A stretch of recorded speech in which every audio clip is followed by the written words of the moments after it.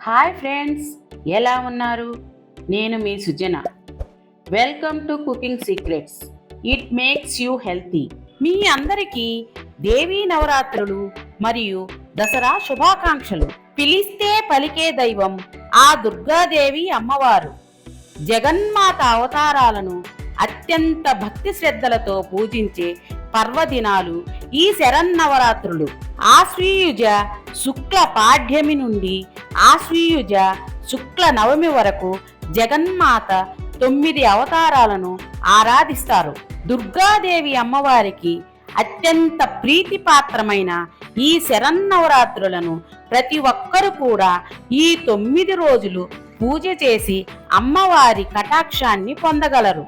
ఈ శరన్నవరాత్రులలో జగన్మాత అయిన అమ్మవారికి ఎంతో ప్రీతిపాత్రమైన కట్టె పొంగలిని తయారు చేసి అమ్మవారికి నివేదన చేసి సకల విఘ్నాలు తొలగి సుఖశాంతులను పొందుటకు ఆశీర్వచనం అందుకుందాం రండి. అన్నం బలాన్నిస్తుంది, శరీర కాంతిని పెంచుతుంది. పెసరపప్పు త్రిదోషకారి, ఆకలిని పుట్టిస్తుంది, నరాలకు బలాన్నిస్తుంది, తేలికగా జీర్ణమవుతుంది. పెసరపప్పు వాతం, పిత్తం, కఫం ఈ 3 దోషాల్ని కంట్రోల్లో ఉంచుతుంది. కావలసిన పదార్థాలు: బియ్యం 1 కప్పు, పెసరపప్పు 1 కప్పు, నెయ్యి 1 టేబుల్ స్పూన్, జీలకర్ర 1/2 టీ స్పూన్, మిరియాలు 1/2 టీ స్పూన్, ఉప్పు తగినంత, జీడిపప్పు తగినంత, నీళ్లు 8 కప్పులు. నీళ్లు కొలత బియ్యాన్ని బట్టి ఉంటుంది. పాత బియ్యం అయితే ఇలా ఎక్కువ నీళ్లు పడతాయి. మీ బియ్యాన్ని బట్టి నీళ్లు పోసుకోండి. పొంగలి కొంచెం జారుగా ఉండాలి, గట్టిగా ఉండకూడదు. ముందుగా స్టవ్ వెలిగించి బాండీ పెట్టి అందులో పెసరపప్పు వేసి చిన్న మంట మీద గమగమ వాసన వచ్చేటట్టు వేయించుకోవాలి. పెసరపప్పుని వేయించి వండుకుంటే పెసరపప్పులో ఉండే ఏదైనా చిన్న దోషం ఉన్నా వేయించడం వలన అది పూర్తిగా పోతుంది. ఒక గిన్నెలోకి పెసరపప్పు వేసి నీళ్లు పోసి 3 సార్లు కడిగి పెట్టుకోవాలి. అలాగే బియ్యంలో కూడా నీళ్లు పోసి 3 సార్లు కడిగి పెట్టుకోవాలి. తరువాత పొంగలి వండుకునే గిన్నె తీసుకుని అందులో కడిగి పెట్టిన బియ్యం, పెసరపప్పు వేసి 8 కప్పుల నీళ్లు పోసి అరగంట నాననివ్వాలి. తరువాత స్టవ్ వెలిగించి బియ్యం, పెసరపప్పు నానబెట్టిన గిన్నెను పెట్టి మూత పెట్టి ఉడికించాలి. పొంగలి నీళ్లు తెల్లిన తరువాత మంట సిమ్లో పెట్టి మూత వారాకులుగా పెట్టి ఉడికించుకోవాలి. తరువాత ఇంకో స్టవ్ వెలిగించి బాండీ పెట్టి 1/2 టీ స్పూన్ నెయ్యి వేసి అందులో జీడిపప్పు వేసి చిన్న మంట మీద దోరగా వేయించుకోవాలి. తరువాత చిన్న రోలు తీసుకుని మిరియాలు, జీలకర్ర వేసి కచ్చా పచ్చాగా దంచుకోవాలి. వీటిని అప్పటికప్పుడు దంచుకుంటే టేస్ట్ బాగుంటుంది. పొంగలి ఉడికిన తరువాత ఉప్పు వేసి బాగా కలుపుకోవాలి. తరువాత దంచుకున్న మిరియాలు, జీలకర్ర పొడి వేసి నెయ్యి వేసి బాగా కలిపి వెంటనే స్టవ్ ఆపేయాలి. అంతే, ఎంతో రుచికరమైన ఆరోగ్యకరమైన అమ్మవారి ప్రసాదం కట్టె పొంగలి రెడీ.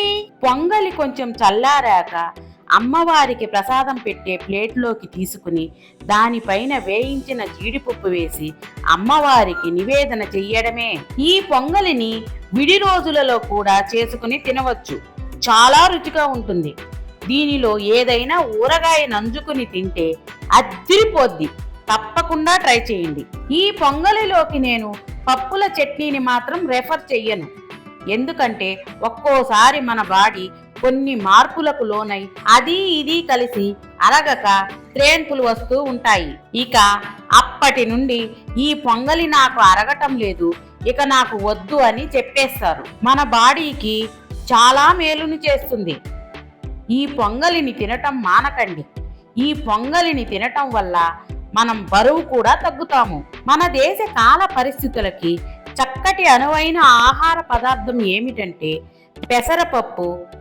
పచ్చ పెసలుకి ఎక్కువ ప్రాధాన్యత ఉంది. పెసర్లు చలువ చేస్తాయి కాబట్టి వీర్య వృద్ధిని కలిగిస్తాయి. పెసల్లో vitamin B, vitamin C, manganese తో పాటు ప్రోటీన్స్ అధికంగా ఉంటాయి. పెసలు చర్మ ఆరోగ్యానికి ఎంతగానో ఉపయోగపడతాయి. సూర్యుని నుండి వచ్చే అతినీల లోహిత కిరణాలను, పర్యావరణ కాలుష్యం వల్ల వచ్చే చర్మ సమస్యలను పెసర్లు ఆహారంగా తీసుకోవడం వలన తొలగిపోతాయి. జుట్టు ఆరోగ్యకరంగా పెరుగుతుంది. బ్లడ్ ప్రెషర్ను, చెడు కొలెస్ట్రాల్ను తగ్గిస్తుంది. తద్వారా గుండెకు సంబంధించిన సమస్యలు తగ్గుతాయి. పెసలలో ఐరన్ శాతం ఎక్కువగా ఉండడం వలన రక్త వృద్ధి జరుగుతుంది. బరువు తగ్గాలనుకున్న వారికి కూడా పెసలు అద్భుతంగా ఉపయోగపడతాయి. ఒకవేళ మీది వేడి శరీరం అయితే పెసరపప్పుని ఎక్కువగా వాడుకోవడం మంచిది. శరీరం జబ్బుపడి లేక అనారోగ్యం పాలైనా మీరు త్వరగా కోలుకోవాలంటే పెసరపప్పుని వాడుకోవాలి.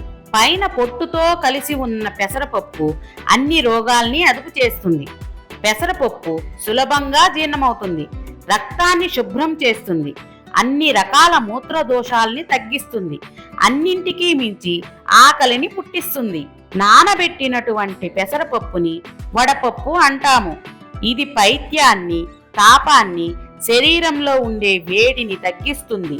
వడదెబ్బ తగలకుండా ఇది కాపాడుతుంది. అలాగే బక్క చిక్కిపోయి ఆకలి లేకుండా ఉండే వాళ్ళకి ఈ వడపప్పుని పెడితే బాగా పనిచేసి ఒళ్ళు చేస్తారు. కళ్ళు మంటలు తగ్గుతాయి. అన్ని రకాల పప్పుల కంటే పెసరపప్పు చాలా తేలికగా జీర్ణమవుతుంది. శరీరానికి బలాన్నిస్తుంది. వాంతులు, నీరసం ఉన్నప్పుడు ఈ పెసరపప్పుని తీసుకుంటే కంట్రోల్ చేస్తుంది. యూరిన్లో మంట, యూరిన్లో శుద్ధపోవడం కంట్రోల్ చేస్తుంది. జ్వరాన్ని తగ్గిస్తుంది.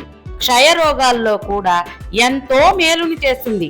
ముఖ్యంగా తెల్లబట్ట, ఎర్రబట్ట ఇలాంటివి తగ్గిస్తుంది. మూలశంక అంటే ఫైల్స్ ఉంటే వారికి కూడా ఈ పెసరపప్పు బాగా పనిచేస్తుంది. పైత్యం వల్ల కొంతమందికి నోటి పొక్కులు వస్తూ ఉంటాయి. వాటిని కూడా కంట్రోల్ చేస్తుంది. మన పూర్వీకుల కాలం నుండి ఏ శుభకార్యం జరిగినా లేక ఏ పండుగ అయినా లేక వడలు చేసినా కంపల్సరీ పెసరపప్పుతో ముద్దపప్పు చేసి వడ్డించి గుంట చేసి అందులో నెయ్యి పోసి వడ్డించేవారు. ఈ కాలంలో అవి తింటే గ్యాసు, ఫ్యాటు అని తినడమే మానేసినారు. ఇప్పటి పిల్లలకైతే అస్సలు దీని గురించి తెలియదు. మన పూర్వీకులు మనము ఎలాంటి ఆహారం తింటే మన ఆరోగ్యానికి మంచిదో వాళ్ళ అనుభవపూర్వకంగా ఆలోచించి మనకు అందించినారు. మన పూర్వీకులు చెప్పినటువంటి ఆహార నియమాలను మానేసినాము కాబట్టి ఈ అనారోగ్యాలన్నీ వస్తున్నాయి. ఫ్రెండ్స్, నచ్చిందా? ట్రై చేస్తారా? అయితే కుకింగ్ సీక్రెట్స్ ఛానల్కి రండి. నేను చెప్పిన ప్రొసీజర్ యాజ్ టీజ్గా ఫాలో అవ్వండి. పర్ఫెక్ట్గా వస్తుంది. ఒక లైక్ కొట్టి షేర్ చేయండి. Please subscribe my channel. మీరు ట్రై చేసి ఎలా వచ్చిందో కమెంట్ పెట్టండి. మా వీడియో చూసినందుకు ధన్యవాదాలు.